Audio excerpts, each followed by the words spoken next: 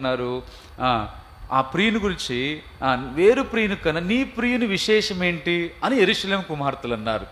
అప్పుడు ఈమె చెప్తుంది కదా, 10వ వచనంలో చెప్తుంది. అంటే విశేషం ఏంటి, అక్కడ ప్రియునిలో ఉన్న విశేషం ఏంటి, ఇక్కడ మనము మన ప్రభు అయిన యేసుక్రీస్తు అనే మన ప్రియుడిలో విశేషం ఏంటి, మనం ఆరాధన కొరకే మన యేసుక్రీస్తు ప్రభువులో ఉన్న విశేషములు ఏంటి, ఒక 7 సంగతులు మనం చూద్దాం. అంటే 7 విశేషాలు ఉన్నాయి, అంటే ప్రత్యేకతలు ఉన్నాయి. ఈ 7 సంగతులు మనం చెప్పుకునే సంగతులు అవి యేసు ప్రభులో తప్ప ఇంకెవరిలో కనబడవు. యేసు ప్రభులో తప్ప ఈ భూమి మీద ఎవరి మనుషులు కనబడవు. తర్వాత దేవతలు దేవుళ్ళు అనబడిన వారిలో కూడా కనబడవు. యేసు ప్రభువులో ఉన్న 7 ప్రత్యేకతలు మనం చూద్దాం, విశేషాలు మనం చూద్దాం. నెంబర్ 1, మొట్టమొదటిగా మనం ఆరాధన కొరకే ఆయన విశేషం ఏంటంటే, మొదటిగా మనం చూద్దామండి. ఆయనలో ఉన్న విశేషం చూస్తే దేవుని గ్రంథంలో మనం చూసినప్పుడు యెషయా గ్రంథం 7:14 ఆయన జన్మలో విశేషత మనకు కనబడుతుంది. ఆయన పుట్టుకలో చదవండి, యెషయా గ్రంథం 7:14.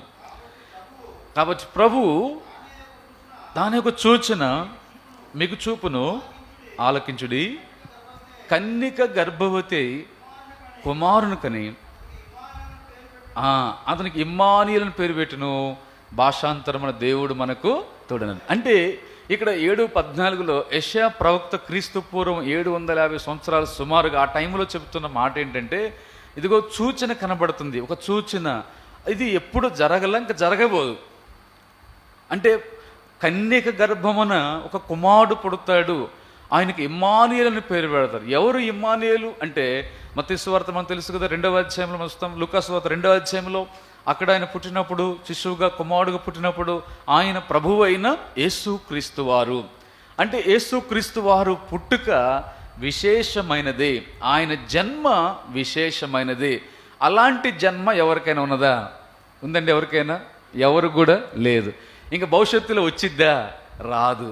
అంటే ఎందుకంటే ఇది అంతకుముందు రాలేదు, క్రీస్తు పూర్వం రాలేదు, భవిష్యత్తులో జరగదు. అది కేవలము మరియ గర్భములో యేసుక్రీస్తు విషయంలో మాత్రమే జరిగింది. అదే విశేషం. అంటే ఇదే స్పెషాలిటీ, ప్రత్యేకత. అంటే ఇంకెవరికి సంభవించదు, ఇది అసాధ్యము. కాబట్టి ఒకటి, మన ప్రభుని మన ప్రియుడిని యేసుక్రీస్తులో విశేషం అంటే ఆయన జన్మ ఎంతో విశేషమైనదిగా మనకు కనబడుతుంది. అందుకే ఆయన ఈ లోకానికి మానవ ఆకారంలో వచ్చినాడు, మనుష్యుడుగా ఆయన రక్తమాంసము ధరించి మన నిమిత్తమై, అనుక ఎబ్రీపత్రి 2వ అధ్యాయంలో మనం రక్తమాంసములు కనుక ఆయన దైవమై ఉండి దేవునితో సమానుడై ఉండి ఫిలిప్పి 2:5 ప్రకారము అయితే మనుష్యుడుగా ఈ లోకానికి అరుదించినాడు. కనుక ఆయన జన్మలో ఆయన జన్మలో చూస్తే ఎంతో విశేషం ఉంది. అలాంటి జన్మ ఎవరికి లేదు. ఒకటి,